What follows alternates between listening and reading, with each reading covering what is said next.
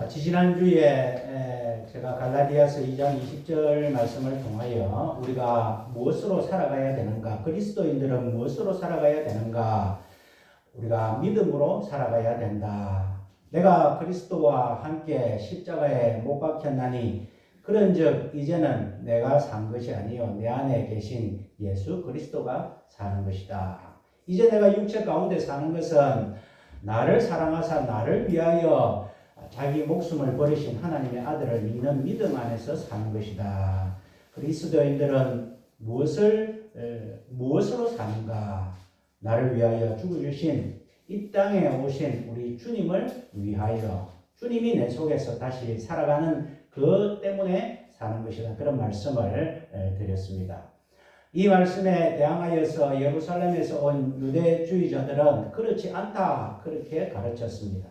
하나님께서 땅의 모든 족속들이 아브라함에게 너와 내 자손을 통하여 복을 얻을 것이다, 그렇게 분명히 말씀하셨기 때문에 구원은 유대인만 얻는 것이다. 이방인인 너희가 구원을 얻기 위해서는 유대인처럼 되어야 되기 때문에 유대인처럼 할례도 받고 유대인처럼 절기도 지키고 유대인처럼 음식도 먹고 그렇게 유대인처럼 되어야 구원을 얻는다.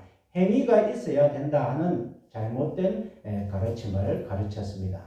그 잘못된 가르침은 5세기의 펠라기우스를 통하여서 하나님의 구원을 얻기 위해서는 하나님께서도 우리에게 구원의 은혜를 베풀어 주셨지만 우리도 거기에 노력을 하고 우리의 행위가 들어가야 구원을 얻는다. 17세기의 아리우스에게도 그런 영향을 미쳐서 구원은 하나님의 역사 반, 우리의 노력 반이다. 그렇게 잘못된 가르침이 있는데 바울 사도는 복음이 전파될 때 분명하게 말씀하시는 것은 우리가 무엇으로 사느냐, 행위가 아니고 오직 믿음으로 산다. 그러면서 바울 사도는 율법을 강조하는 유대주의자들에게 우리도 과거에 율법 아래 있은 것은 사실이다. 그리고 율법의 모든 말씀을 지키지 않는 자는 저주를 받을 것이다 라고 신명기서에 말씀하셨듯이 우리는 과거에 저주 아래 놓였던 자들이었다. 율법 아래 저주 아래 놓였던 자들이 맞다. 그런데 신명기서에 또 보면 나무에 달린 자마다 저주를 받은 자라 그렇게도 말씀하셨지 않느냐. 그런데 우리 그리스도께서 갈라디아서 3장 13절에 그리스도께서 우리를 위하여 저주 받은 바 되사 율법의 저주에서 우리를 속량하셨다. 우리도 과거에는 율법 아래 놓인 자들이 맞고 저주 아래 놓인 자들이 맞지만 그리스도께서 우리를 위하여 십자가에 죽어주심으로 말미암아 그 모든 율법의 저주를 주님께서 대신 져 주셨고 부활하시고 우리를 향한 사랑으로 말미암아 우리는 이제 구원을 얻고 속량을 받았다. 속량을 받았다는 것은 자유인으로 노예를 돈 주고 사서 자유인이 되게 만드는 것이 속량하는 건데 주님의 십자가 공로로 말미암아 우리는 속량받았다. 바울 사도는 그 사실을 분명히 하면서 오늘 갈라디아서 5장 1절에 그리스도께서 우리로 자유케 하려고 자유를 주셨으니 그러므로 굳세게 서서 다시는 종의 멍에를 매지 말라. 바울 사도는 분명히 말씀하셨는데 너희는 자유인이다. 그렇게 말씀을 하셨습니다. 그냥 신분의 자유, 노예에서의 자유가 아니라 그리스도께서 우리를 그냥 근본부터 자유인으로 만들어 주었다. 그렇게 바울 사도는 놀라운 선포를 하고 있습니다. 당시에는 노예제가 있었습니다. 당시에는 신분제가 있었습니다. 유대뿐만 아니라 전 지구상에 다 신분제와 그런 노예제가 있어서 이 자유라는 말을 들으면 얼마나 설레는 말인지 모릅니다만은 지금은 그런 신분제가 없지만은 오늘날 사람들은 더 자유인으로 살지 못하고 종의 노예로 구속을 받으며 살아가고 있는 모습들이 우리 가운데 많이 있습니다. 현대인들은 신분제는 없어졌는지 모르겠지만 물질의 노예로 돈에 매여서 돈의 계급 때문에 살아가고 있습니다. 때로는 권력의 노예가 되어서 살아가고 있습니다. 때로는 신념의 노예가 되어서 살아가고 있습니다. 때로는 우상의 노예가 되어서 살아가고 있습니다. 많은 부분에 있어 사람들은 페르조나라 하는 가면을 쓰면서 살아가고 있습니다.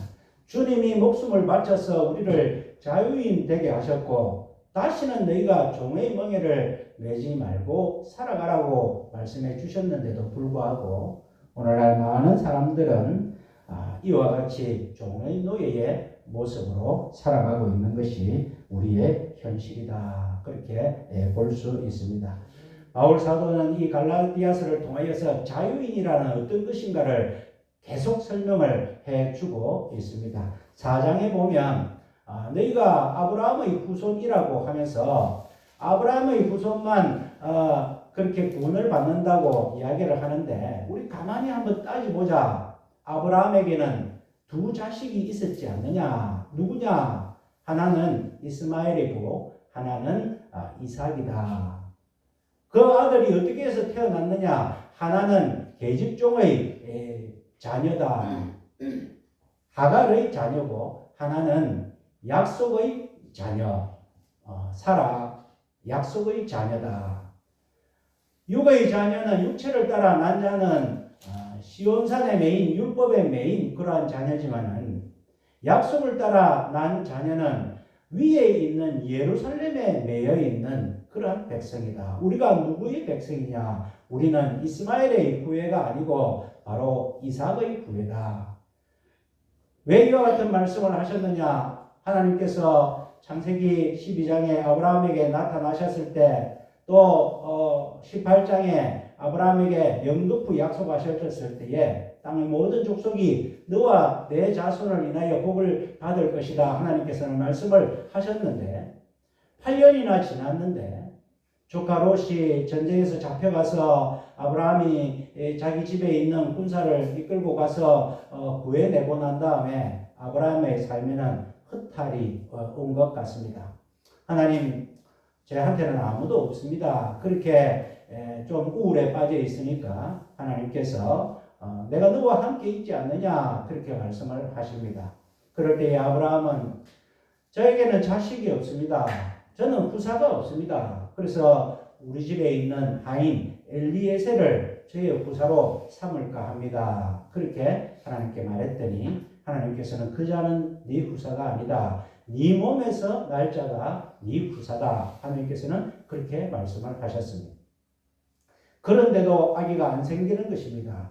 그러니까 사라가 이제 아이디어를 냈습니다. 아브라함과 함께 아마 내 몸에 경수가 끊어져서 그런 것 같는데 하나님께서 우리에게 당신의 몸에서 날 자가 후사다 했으니까 내 몸 좀 하갈을 당신에게 붙여줄 거니까 그렇게 아이를 한번 낳아봅시다. 그게 우리의 후사가 되고 우리가 구원받는 길인지 압니까? 아브라함이 들어보니까 그럴듯합니다. 그래서 하갈과 동침해서 낳은 자식이 바로 이스마엘이다 하는 것입니다.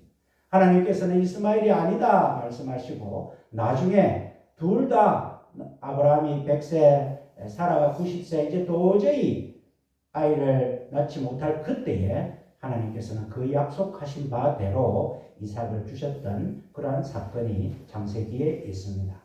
이 육체를 따라 난 자녀라는 말이 무슨 말입니까? 하나님의 언약, 하나님의 약속을 기다리지 못하고 하나님께서 주신 그 후사를 기다리지 못하고 내 힘으로 내 방식으로 후사를 만드는 것, 그것이 육체를 따라 난 자다라는 것입니다. 자유인은 그런 것이 아니다.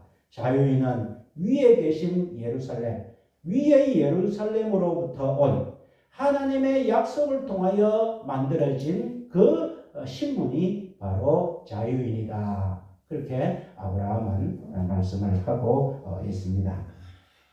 우리가 자유인으로서의 핵심 신분은 우리가 무슨 힘으로 살아가느냐. 내가 내 힘으로 살아가느냐 아니면 하나님의 은혜로 살아가느냐. 이것이 하나님께서 말씀하신 자유인의 가장 근본이다. 그렇게 말씀할 수 있습니다. 보통 우리가 자유다 하면 세 가지 조건이 갖추어져야 자유다 그렇게 생각을 합니다. 첫 번째로는 기회의 자유입니다. 누구든지 가고 싶으면 가고 걷고 싶으면 걷고 자고 싶으면 자고 먹고 싶으면 먹고 울고 싶으면 울고 그런 것이 보장되는 그런 기회의 자유가 있어야 자유를 누릴 수 있다. 그렇게 이야기를 합니다. 두 번째로는 능력의 자유입니다. 누구든지 무엇이든지 될 수 있어야 그것은 자유다. 내가 열심히 노력하면 사장도 되고 의사도 되고 판사 검사도 되고 국회의원도 되고 누구든지 노력하면 무엇이든지 될 수 있는 능력의 자유가 있어야 자유다. 그렇게 생각을 합니다. 세 번째로는 의욕의 자유다. 그렇게 말씀드릴 수 있습니다. 욕구의 자유다. 누구든지 무엇이 되고 싶은 마음을 갖는 것에 제약을 받아서는 안 된다는 것입니다. 내 마음속에 내가 꿈꾸는 모든 것, 꿈꾸는 것까지 제약을 받는다. 그것은 자유가 아니다. 그래서 보통 사람들은 자유다 하면 기회의 자유, 능력의 자유, 욕구의 자유가 보장되어야 그것은 자유인이다. 그렇게 생각을 합니다. 그런데 존 파이퍼 목사님은 이것을 비유로 설명하면서 한 개를 더 추가를 하고 있습니다.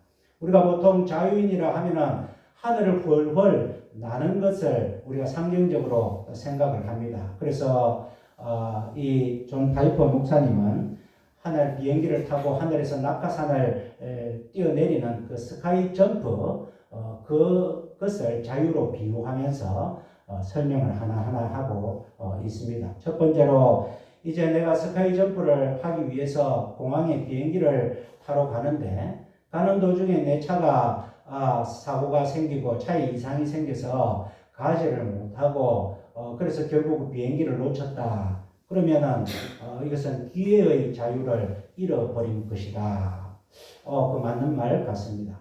그런데 이제 두 번째로 이제 그 자기 차를 몰고 비행기까지 탔는데 이제 막상 뛰어내리려고 하다 보니까 점프하는 기술을 배우지를 못하고 내가 낙하산을 조작하는 법을 배우지를 못했다. 그러면 자유를 누릴 수 없는 것 아니냐. 거기에는 능력의 자유, 능력이 있어야 되는데 그것을 배우지 못하면 능력의 자유가 없는 것이다. 그러면 자유를 못 누리는 거 아니냐. 맞는 것 같습니다. 세 번째로 이제 그 자유 낙하하는 것도 배웠고 점프하는 것도 다 배웠는데 막상 비행기를 뛰어내리려고 하니까 무서운 마음이 생겨서 뛰어내지를 못한다. 그러면 그것은 그 사람의 욕구의 자유에 제한을 받은 것이 아닌가. 그러면 하늘을 날지 못하지. 이제 이 목사님이 네 번째. 그런데 만약에 뛰어내렸다고 하자. 그런데 그 낙하산이 고장이 났다고 한다면 그토록 자기가 꿈꾸는 그 자유, 하늘을 나는 그 자유가 생명으로 인도하지 못하고 죽음으로 인도하는 것인데 그것이 참 자유이겠느냐. 그렇게 존 파이퍼 목사님은 이야기를 하면서 진정한 자유는 생명으로 인도하는 자유가 되어야 된다. 그렇게 말씀을 하시는 것을 읽어보았습니다. 참으로 참 일리 있는 말씀이라 그런 생각이 듭니다. 오늘 본문 말씀에 너희에게 그리스도께서 우리로 자유케 하려고 자유를 주셨으니 그러므로 굳세게 서서 다시는 종의 멍에를 매지 말라. 자유인으로 되었는데 종의 멍에라는 말은 생명으로 인도하지 못하는 자유를 누리지 마라. 그런 말씀을 우리에게 주시고 있습니다. 자유인인데 종의 멍에를 쥐고 살아나가는 모습이 어떤 모습인가? 제가 말씀으로 몇 가지 묵상을 해 보았습니다. 첫 번째로 유대주의자들이 주장하는 것처럼 지키지 않으면 안 되기 때문에 또 의무적으로 반드시 지켜야 되기 때문에 안 지키면 두려운 것이 생기기 때문에 하는 것, 그것은 자유인의 종의 멍에를 메고 살아나가는 것이고 자유인의 삶이 아니다 것입니다.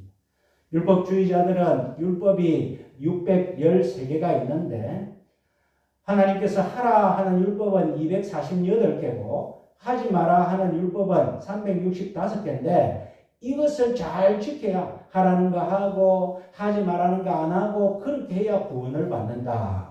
절대적인 규율을 지켜야 된다. 그렇게 가르칩니다. 오늘 그것은 주님께서는 종의 멍에를 메고 살아나가는 것이다. 그렇게 말씀을 합니다. 두려워서 내가 안 지키면 벌을 받기 때문에 옛날에 전도할 때 예수 천당 불신지옥 그런 이야기를 많이 했습니다. 물론 그 말 한마디에도 믿고 돌아서는 사람들이 많이 있었지만 그것은 성령님께서 역사하심이고 내가 안 믿으면 지옥 간다는 그런 두려움 때문에 믿는다. 그것도 주님께서 보실 때 완전한 자유인의 모습이 아니다. 우리가 신앙생활을 하면서 이거 안 하면 벌 받는데 그런 생각을 갖는다는 것은 자유인으로서의 삶이 아니고 종의 멍에를 메고 살아나가는 것이다. 세상 사람들은 왜 굿을 합니까? 신의 노여움을 떨쳐버리기 위해서 굿이라도 해서 그것을 풀기 위해서 신의 도움을 받기 위해서 그렇게 신의 그 안 좋은 기운이 내 삶을 지배하지 못하도록 그렇게 두려운 마음으로 굿을 합니다. 그것은 자유인의 모습이 아니다는 거죠. 안 하면 안 되기 때문에 어쩔 수 없이 할 수밖에 없는 것 때문에 하는 것은 자유인의 모습이 아니고 종의 모습이 아니다 것입니다. 우리의 신앙생활을 할 때에 혹시 내가 두려움 때문에 안 하면 하나님의 벌을 하나님의 노여움을 받을까 그래서 한다. 그것은 하나님께서 말씀하시는 내가 자유인으로 만들었는데 종의 멍에를 메지 마라 하는 종의 멍에를 메고 살아나가는 것이라 그렇게 생각할 수 있습니다. 두 번째로 우리가 또 생각해야 될 것은 하나님께 잘 보이려고 우리가 신앙생활을 할 때가 있습니다. 그것도 종의 멍에를 메고 살아나가는 것이라 볼 수 있습니다. 우리가 착한 행실이 구원의 조건은 아닌 줄 확신은 알겠다. 그런데 우리가 하나님의 복을 받기 위해서는 내가 그래도 좋은 일, 착한 일, 하나님께서 시키는 일을 해야 되지 않겠느냐. 만약에 그렇게 생각한다면 그것은 자유인의 모습이 아니다 것입니다. 할례 또한 마찬가지입니다. 할례가 구원의 조건은 아니라고 하더라도 우리가 무엇이라도 해야 하나님께 복을 받지 않겠습니까? 할례도 하고 이것도 하고 저것도 하고 율법도 지키면서 그래도 뭔가라도 해야 되지 않겠습니까? 라고 한다면 하나님께 잘 보기 위해서 복을 받기 위해서 하나님께 뇌물을 드린다는 것 하나님 보실 때는 그것이 자유인의 모습이 아니다. 그렇게 말씀을 하고 계십니다. 우리가 선행을 할 때도 마찬가지입니다. 내가 착한 일을 해서 복을 받아야지. 물론 나쁜 생각은 아니지만 하나님이 보실 때 우리를 완전한 자유인으로 만들었는데 어떤 경우에는 또 응답받는 기도하는 방법 그런 이야기도 강조를 할 때가 있습니다. 물론 우리가 기도하면서 하나님을 만나고 하나님 응답을 받으면 참 좋겠죠. 그런데 그것도 하나님이 보실 때는 자기의 응답을 받기 위해서 하나님께 기도한다. 그 기도가 진심의 기쁨의 기도이겠느냐? 자유인의 행위겠느냐? 종의 멍에를 메고 살아나가는 것은 아닌가? 우리가 한번 돌아볼 필요가 있습니다. 세 번째로 우리가 어떤 것이 또 자유인이면서 종의 멍에를 메고 살아나가는가? 사람에게 보이려고 사람을 의식하는 것 그것도 하나님 보실 때에는 진정한 자유인이 아니라는 것입니다. 마태복음 6장 1절에 예수님께서 사람에게 보이려고 자기 의를 드러내지 않도록 주의하라. 그렇게 말씀을 하십니다. 구제할 때에 외식하는 자와 같이 회당과 큰 어귀에 서서 떡 올리면서 구제를 하는 것 그것은 너희가 자기 상을 이미 받았다. 기도할 때에 회당과 큰 어귀에 서서 두 팔을 벌려서 하늘을 쳐다보고 하나님 앞에 하나님 저는 일회에 한 번씩 11조도 하고 금식도 2번 하고 하나님 저 말씀대로 잘 살고 있습니다 하는 그런 기도도 사람을 의식하는 것이라면 자기 상을 이미 받은 것이고 그것은 참 기도가 아니다. 금식할 때도 마찬가지다. 사람에게 보이려고 얼굴을 처체하게 하고 그렇게 하는 것 그것도 자기 상을 이미 받은 것이지 참 금식이 아니다. 예수님께서는 그렇게 말씀하시면서 사람에게 보이려고 하는 모든 것들은 종의 명예를 메고 살아나가는 것이다. 그렇게 말씀을 하고 계십니다. 우리가 얼마나 사람을 많이 의식하면서 살아가고 있습니까? 우리 예수님께서 화를 내신 것이 딱 한 번 있습니다. 외식하는 서기관과 바리새인들이여, 예수님이 독사의 새끼들이라 말하면서까지 예수님은 아주 싫어하고 욕을 하시는 장면이 나옵니다. 하나님이 싫어하시는 것은 두 가지입니다. 교만한 자와 외식하는 자. 우리 주님께서는 사람에게 보이려고 하는 것을 너무너무 싫어했습니다. 우리가 사도행전 5장에 보면 아나니아와 삽비라 이야기가 나옵니다. 초대교회가 부흥했을 때에 이 아나니아와 삽비라 가족은 아마 예루살렘 교회에서 제국 비중이 있는 역할을 맡았던 가정이었던 것 같습니다. 그들이 재산도 많았던 것 같습니다. 그 재산을 팔아서 절반은 헌금을 하고 절반은 자기들을 위해서 남겨두었던 것 같습니다.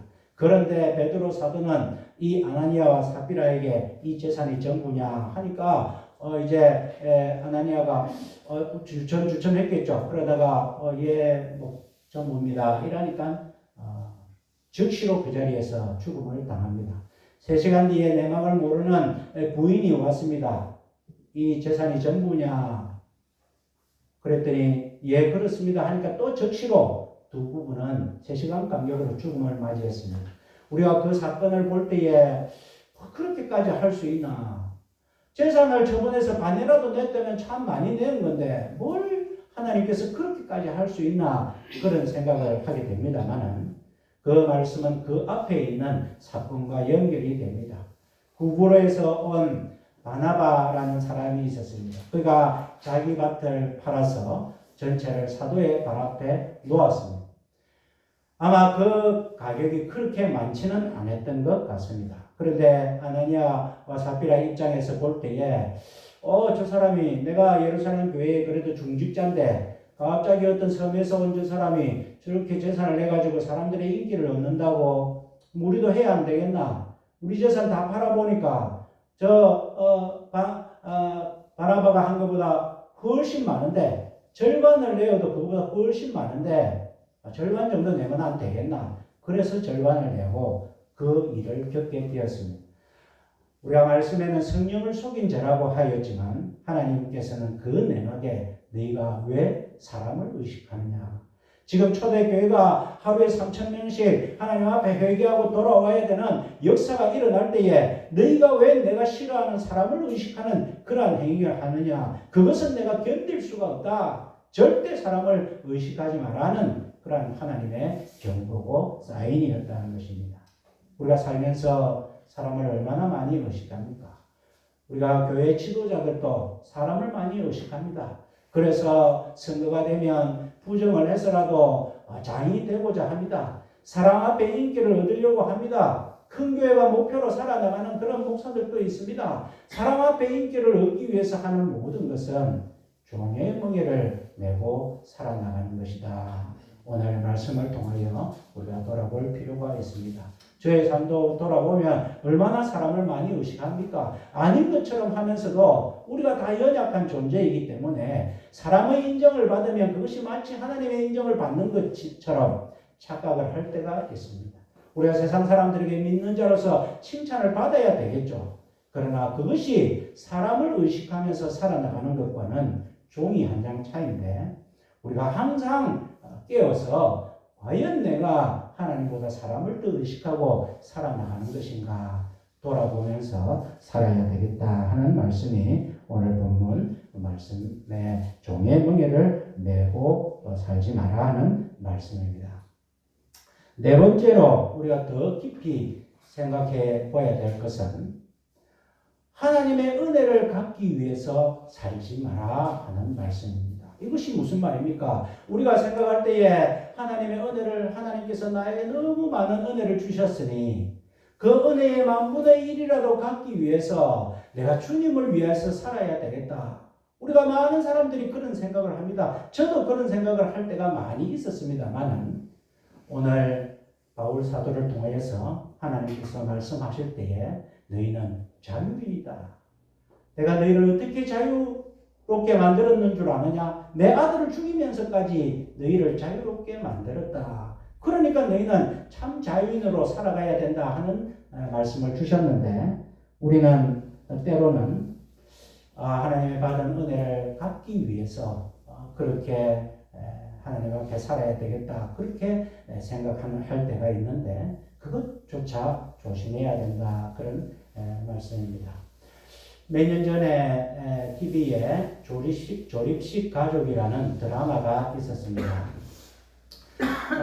부인을 잃은 어떤 아버지가 딸하고 같이 살고, 또 남편이 없는 어머니가 아들하고 같이 살다가 그 아들, 딸들이 아마 한 초등학교 한 2, 3학년, 한 10살 전후 되는 그런 두 가정이었는데, 지인의 소개로 맞선을 보았습니다. 두 사람 다 호감을 갖고 있는데, 갑자기 그 여자로부터 연락이 와서 우리 아들을 잠시 좀 맡아주면 어떻겠나 연락이 왔습니다. 호감도 갖고 있던 터라 좋습니다 해서 그 아들을 자기 집에 데리고 옵니다. 그런데 하루가 지나고 이틀이 지나고 10년이 지나도록 소식이 없는 것입니다. 그 사이에 이 아이를 그 아버지는 지극정성으로 사랑으로 잘 키웠습니다. 나중에 알고 보니까 이 엄마가 잠시 맡아달라 했을 때 자기가 어떤 안 좋은 일을 당해가지고 살인죄를 저질렀는데, 나중에 재판 끝에 정당방위로 무죄를 받았지만 차마 아들에게 나설 수가 없어서 그냥 숨어서 사는 세월이 10년이 되었던 것 같습니다. 이 아들은 엄마가 자기를 버렸다는 아픔, 또 새아버지가 자기를 사랑으로 잘 키워주는 그러한 감사의 마음으로 살았습니다. 그렇게 살았는데 어느 날 이 아들은 이제 다른 것보다 농구를 잘하고 농구에 소질이 있었는데 없었다고 생각했던 친아버지가 부자가 되어서 이제 나타나게 되었습니다. 그래서 이 아버지가 키워준 아버지에게 내가 이제 돈을 많이 벌었으니까 우리 아들을 데리고 가겠다. 그리고 내가 미국에 농구 유학을 시킬 테니까 아들을 내가 데리고 가겠다. 그런 이야기를 했습니다. 이 키워준 아버지는 이 아들을 너무 사랑해서 보내고 싶지 않아서 자기가 이제 이 아들을 위해서 유학을 한번 보내보려고 칼국수집을 하는데 밤낮으로 더 열심히 일했는데 몸에 점점 무리가 오고 힘든 그런 상황입니다. 이 아들이 가만히 보니까 이 아버지가 자기를 유학 보내려고 이렇게 밤낮으로 했으니까 이러다가 아버지한테 큰일 나겠다 싶습니다. 그래서 이 아들은 키워주신 아버지에 대한 사랑 때문에 아버지, 내가 친아버지를 따라 미국으로 가겠습니다. 그런 이야기를 합니다. 그 아들의 마음속은 친아버지에 대한 마음은 없지만 자기 때문에 키워주신 아버지가 너무 고생하기 때문에 자제에 그냥 짐을 들어줘야 되겠다 생각으로 미국으로 간다 합니다. 이 아버지도 이 아들을 너무나 보내고 싶지 않지만 자식의 앞길을 위해서 그렇게 가는 것이 좋겠다 해서 보냅니다. 네가 가는데 만약에 조금이라도 네가 힘들거나 불행하면 언제라도 돌아오나 신신부탁을 하면서 보냅니다. 이 아들은 미국에 가서 농구를 하는 중에 다리를 다쳐서 농구를 못하게 됩니다. 돌아갈 수가 없어서 온갖 아르바이트로 돈을 버는 중에 모델이 되어서 성공을 하여서 돈을 많이 벌고 이제 국내에 돌아옵니다. 아버지한테는 이제 백수가 되었다 하고 돌아옵니다. 아버지가 참 잘했다, 진작에 오지, 힘들었지 그러면서 이 아들을 감사합니다. 어느 날 갑자기 이 아들이 통장에 8억 든 통장을 키워주신 아버지에게 내밉니다. 아버지께서 그동안 나를 키워준 것에 대한 보답은 일부도 보답이 되지 않겠지만 그래도 제가 뭐라도 하고 싶어서 이것을 아버지에게 드립니다. 받아주세요. 그렇게 합니다. 이 아버지가 그래 고맙다. 8억 웬일이냐 이렇게 받았겠습니까? 그 아버지가 그 순간에 화를 냅니다. 내가 네가 행복해라고 보냈는데 네가 조금이라도 힘들면 돌아오라고 말했는데 누가 네 보고 돈을 벌으라 했단 말이야. 누가 내가 너를 키웠는데 누가 키워준 보답을 해라고 내가 누가 말했나? 세상에 자기 자식을 키워서 보답받고자 하는 그런 부모가 어디 있나? 내가 네 친아버지가 아니라서 네가 그렇게 하느냐 하면서 화를 내면서 그 통장을 집어 던집니다. 아들은 당황합니다. 미안해합니다. 그래서 갈등이 깊어졌다가 나중에는 갈등이 해결되는 그런 감동적인 드라마입니다. 세상에 자식을 키우면서 보답받고자 내가 키움값을 받고자 키우는 부모가 세상에 어디 있냐 하는 것입니다. 하나님께서도 내가 너에게 내가 해준 것 너희가 감사하여서 그 은혜에 보답하기 위해서 해라고 내가 너희에게 말했느냐. 세상에 내가 너희에게 준 그 사랑을 보답받고자 하는 사람이 어디 있느냐. 하나님께서 우리를 자유인으로 만드셨을 때는 우리의 그러한 마음도 하나님께서는 너희가 종의 멍에를 메고 살아나가는 것이다. 인간적으로 생각할 때는 너무나 아름다운 마음이지만 그러니까 우리가 감사의 윤리도 조심해야 된다는 것입니다. 왜 하나님께서 그것도 싫어하시는가? 이 감사의 윤리는 하나님 입장에서 보면 은혜에 갚고자 애쓰는 우리가 행복하지 않게 보일 수 있기 때문이다 하는 것입니다. 우리는 아름다운 마음으로 하나님께서 나에게 주신 그 깊은 은혜를 보답하기 위해서 애를 씁니다. 하지만은 하나님께서 보실 때에 그것도 자유인의 모습이 아니다. 나는 네가 그냥 누리기만 해주기를 바랬지 누가 너에게 갚으라고 했느냐. 다윗도 그런 실수를 하였습니다. 내가 왕으로서 이제 모든 전쟁이 다 끝나고 승리했을 때 내가 하나님의 은혜를 뭔가 보답해야 되지 않겠느냐. 그래서 하나님을 위하여서 전을 지어드리고 싶습니다 할 때에 하나님께서는 무슨 말을 하고 있느냐. 어떻게 네가 나를 위하여 전을 지을 수 있느냐. 그렇게 야단을 치면서 내가 너를 위하여서 네 집을 지어주겠다. 그렇게 말씀하신 내용이 있습니다. 우리가 하나님의 은혜에 보답하기 위해서 내가 만분의 1이라도 은혜를 갚기 위해서 해야 되겠다. 얼핏 보면 참 아름답고 좋은 신앙의 삶인 것 같지만 하나님이 보실 때는 그것도 너희가 자유인으로서의 삶이 아니다. 그런 감사의 윤리가 왜 또 잘못되었느냐. 너희가 내 아들을 죽이면서 너희에게 준 십자가의 사랑을 갚을 수 있다고 생각하느냐. 그것은 아니다. 그것 때문에 그리고 우리가 감사의 윤리로 생각할 때에 늘 하나님께서 우리에게 주신 은혜를 과거에 한정해서 생각할 수가 있습니다. 하나님은 과거에도 우리를 보살펴주고 지금도 보살피고 앞으로도 보살피시고 계실 것인데 우리가 지나간 은혜에 보답하기 위해서 하나님 앞에 감사를 드린다라고 한다면 하나님의 그 은혜를 과거에 집착해서 생각할 우려가 있기 때문에 하나님께서는 너희에게 진정한 내가 자유를 주었기 때문에 종의 멍에를 메고 살아가지 마라. 그렇게 하나님은 말씀하고 계시고 있다는 것입니다. 갚아야 할 것이 있다면, 빚이 있다면 그것은 진정한 자유인이 아니다라는 것입니다. 그래서 바울 사도는 내가 일한 것 없이 일을 아니할지라도 나를 의롭게 여기시는 그분을 믿는 그 믿음을 하나님께서는 의로 여기신다. 내가 아무것도 한 것이 없는데 내가 하나님 앞에 보답한 것도 없는데 뭔가를 해드리고 해야 되는데 해드린 것도 없는데 아무것도 안 해도 하나님께서 나를 위하여 사랑을 주셨다 하는 그것만 받아들이는 것만으로도 하나님은 그것이 자유인의 자유를 누리는 것이다. 그것이 생명으로 인도하는 자유다. 그렇게 말씀하시면서 오늘 구체적으로 너희가 13절 말씀에 자유를 위하여 부르심을 입었으나 그 자유로 육체의 기회를 삼지 말고 오직 사랑으로 서로 종노릇하라. 너희가 진정한 자유가 무엇이냐? 생명으로 인도하는 자유가 무엇이냐? 사랑이다. 그렇게 말씀을 하고 계시다 하는 것입니다. 우리가 무엇으로 살아가느냐? 사랑으로 살아가야 된다 하는 것입니다. 하나님께서는 이 사랑으로 자유보다는 사랑이라는 말씀을 구약 성경에도 여러 번 하셨습니다. 출애굽 21장과 신명기서 15장에 이런 내용이 나옵니다. 안식년 7년에 한 번씩 안식년을 할 때는 너희 가운데 있는 히브리 남종이나 여종이 있으면 7년째는 다 자유롭게 해주라. 자유롭게 해줄 때에 빈손으로 가지 말고 그 손에 많은 것을 쥐어서 풍성하게 쥐어서 보내라. 그가 단신으로 왔으면 단신으로 보내고 결혼을 해서 처자가 있으면 같이 보내라. 그런데 그 처를 주인이 제공을 해가지고 만들어진 것이라면 처자는 놓고 단신으로 자유롭게 나가라.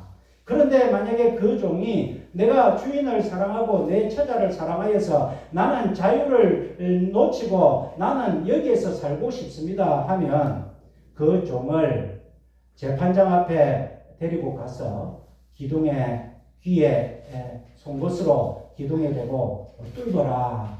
그러면 그 표시가 무엇이냐? 그렇게 간절히 원하는 자유, 그러나 사랑 때문에 자유를 포기한 그러한 표시로 말하자면 귀걸이의 시작이 그렇게 된 것 같습니다. 그렇게 표시를 낼 때에 이 사람은 자유를 누릴 수가 있지만 자유를 위하여, 사랑을 위하여 자유를 포기한 그러한 사람이다. 자유가 너무나 소중하지만 자유보다 더 소중한 것은 바로 사랑이다 하는 것입니다.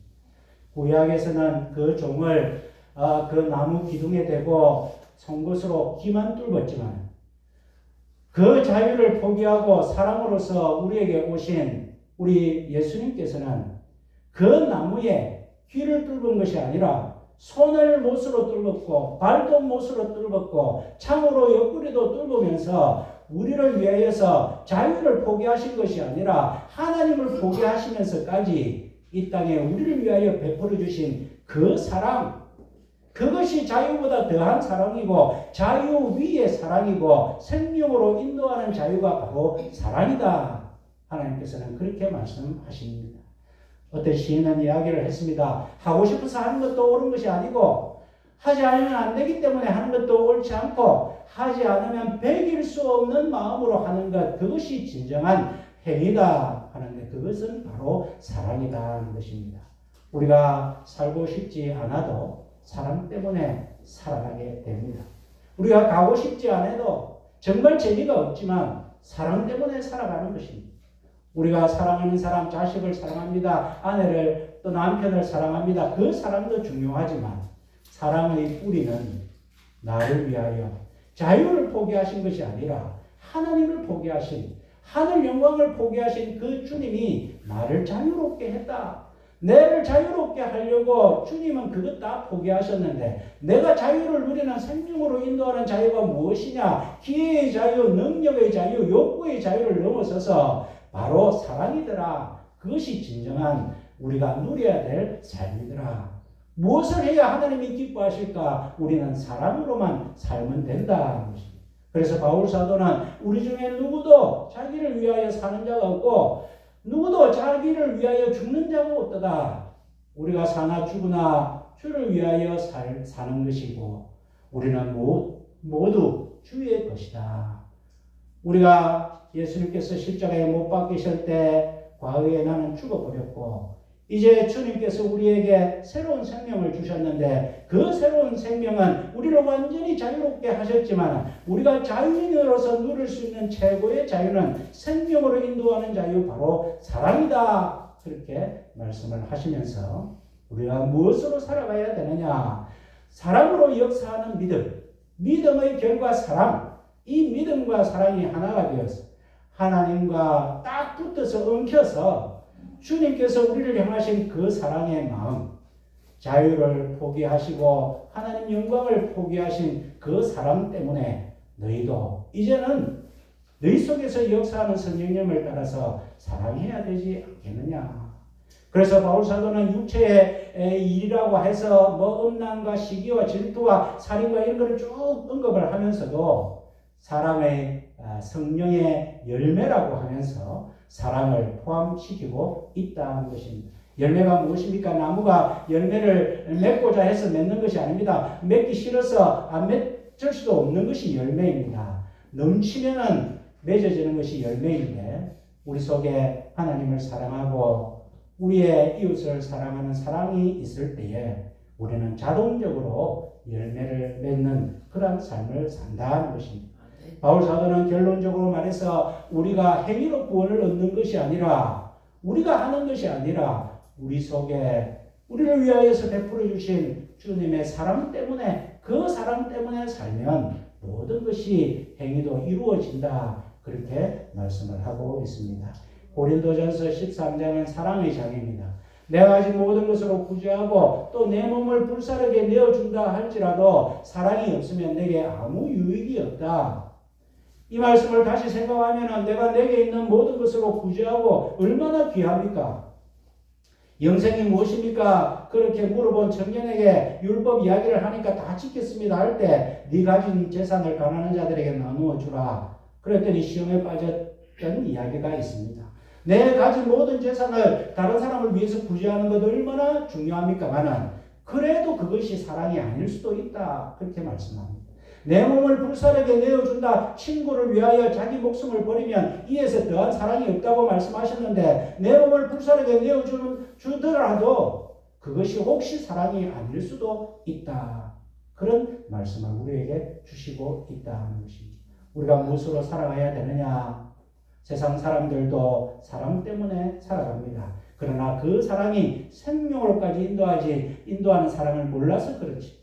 우리 예수 믿는 우리들도 우리가 무엇으로 살아가야 되느냐? 생명으로 인도하는 사랑으로 살아가야 되는데 그것은 우리가 세상의 자유를 누리는 것이 아니라 서로 사랑으로 종노릇하고 하지 않으면 배길 수 없는 마음, 내가 보고 싶어서 견딜 수 없는 마음, 내가 하지 않으면 견딜 수 없는 마음, 내가 가지 않으면 견딜 수 없는 마음, 나를 위하여 죽으신, 나를 다시 살리신 그분을 위하여 견딜 수 없는 마음으로 할 때에 비로소 하나님께서는 우리의 자유인으로서 삶을 인정하시고 기뻐하실 줄을 믿고 오늘 우리에게 선포하신 진정한 자유를 누리는 저와 여러분들의 삶이 되시기를 주님의 이름으로 축원드립니다.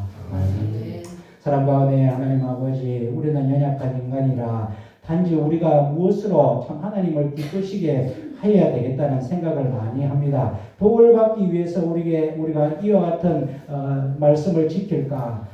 또 우리 하나님의 벌을 받지 않기 위해서 말씀을 지킬까? 우리 하나님 앞에 잘 보이려고 사람들을 의식해서 사람들에게 잘 보이려고 이런 행위를 할까? 우리도 모르게 그렇게 살아갈 때가 많이 있습니다만은 오늘 하나님께서는 우리에게 종의 멍에를 매지 말고 진정한 자유인으로 살아가라고 말씀을 하십니다. 사람으로서 종노릇하라고 말씀하십니다. 자유 위에 자유인 사랑을 우리에게 말씀해 주십니다. 하나님 아버지, 우리가 살면서 진정한 사랑으로 역사하는 믿음의 결과인 사랑으로 살아가는 우리들이 되게 하여 주시옵소서. 사랑만이 우리를 살리고 사랑으로 우리가 열매 맺는 그러한 삶을 우리도 기쁨으로 살게 하여 주시옵소서. 모든 말씀을 예수님 이름으로 기도하옵나이다.